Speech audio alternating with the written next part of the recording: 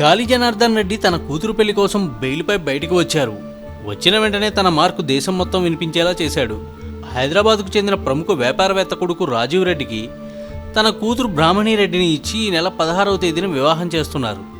తన కూతురు పెళ్లికి సుమారు 500 కోట్లు ఖర్చు పెడుతున్న గాలి అందరి చేత ఔరా అనిపిస్తున్నారు.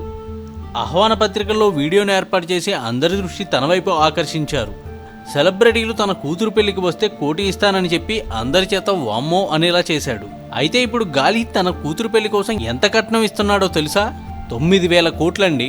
అవును, మీరు విన్నది నిజమే, అక్షరాల 9,000 కోట్లు. ఈ కట్నం ద్వారా ఒక చిన్నపాటి నీటిపారుదల ప్రాజెక్టు కట్టొచ్చు. ప్రస్తుతం నోట్ల రద్దు కారణంగా గాలి అంత డబ్బు ఇవ్వలేకపోతున్నాడంట.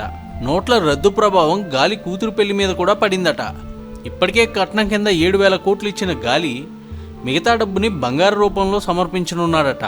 తన కూతురు పెళ్లిలో డబ్బు వద్దన్న పనులకి బంగారం ఇచ్చిన గాలి ఇప్పుడు కట్నం కింద సుమారు 2 టన్నున్నర విలువ చేసే బంగారం కానుగ్గా ఇస్తున్నాడు.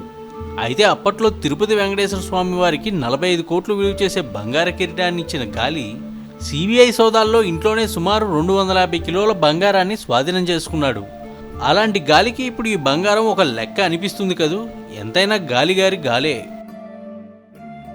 ఈ వీడియోపై మీ విలువైన కామెంట్స్ ని మాతో షేర్ చేసుకోండి. అండ్ ఇంకో విషయం, సబ్స్క్రైబ్ చేయడం మర్చిపోకండి.